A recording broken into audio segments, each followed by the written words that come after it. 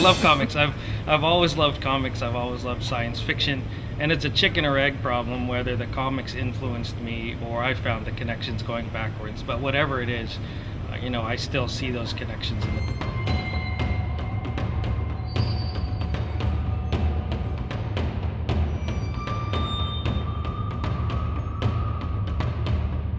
What I do, I'm a program manager for the U.S. Army Research Office. I fund basic science and research at universities. Our mission is to reach out to the community. And then I'm an adjunct professor at NC State where I do research of my own as well.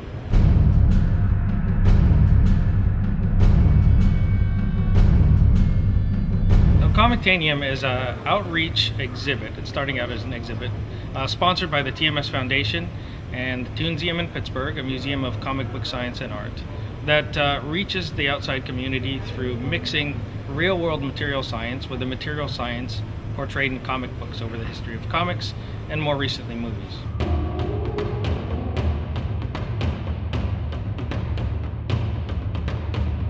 The main message is to get material science and engineering out to the general public. It's not as well known as many other disciplines, but it's a fundamental underlying principle in all sciences to have the right materials to do that.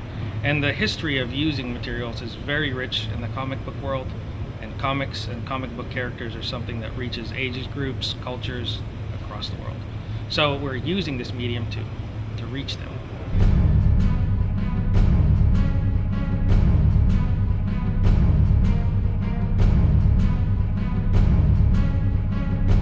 I've always used comic book panels in my technical presentations to kind of connect and show the audience something interesting beyond just the science. And at the MS&T meeting in Pittsburgh a few years ago, I wandered out and I saw something called the Toonseum, and I wandered in and I started talking to the guy at the front desk about how I use comics. And he said, "Have you ever thought about curating an exhibit?" And I said, "No, but now I'm going to do that." And reached out to TMS for help in bridging this, and the ball got rolling, and here we are.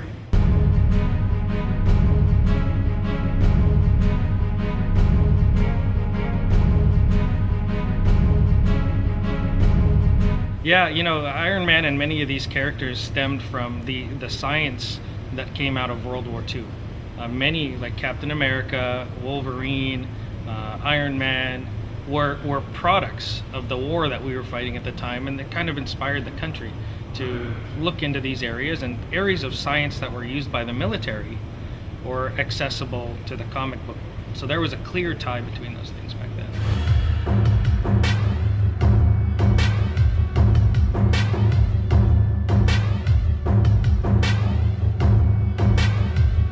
Well, what is real here may not have been real when it was written in the comics.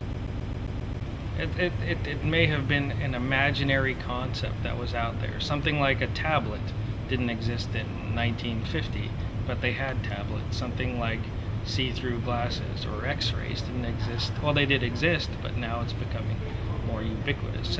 The computer that Batman uses that could figure out all these things wasn't the kind of computers that we have now. So it's what is real here may not have been real at one time, and what's not real could be real at some point.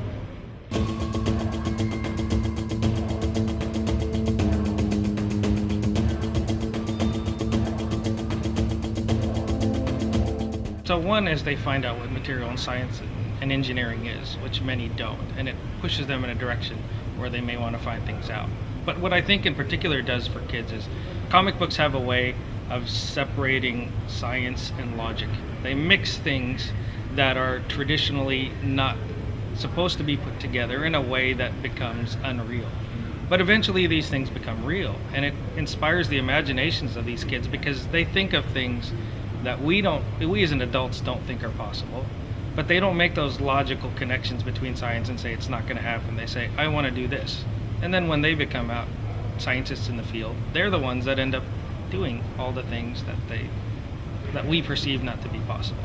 And comic books just portray things that aren't supposed to be possible as being possible.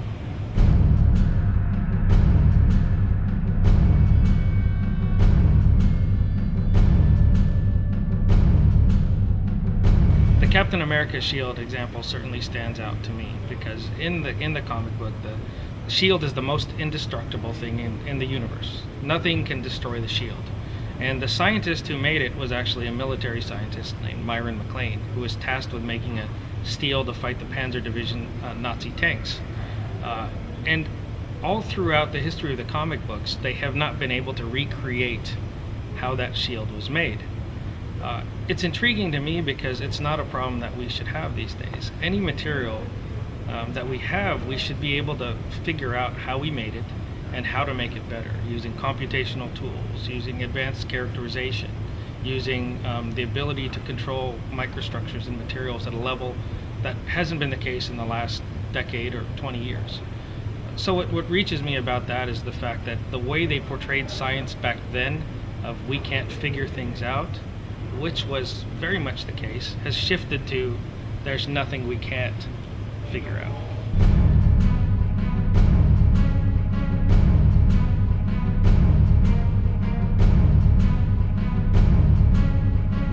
I would like to be able to manipulate E equals mc squared, because you could do all kinds of things. I want to be E equals mc squared man, because I can go back in time, I can slow myself down, I can speed myself up, I can change what matter weighs by doing causal things. I could manipulate that, and then I could rule the world.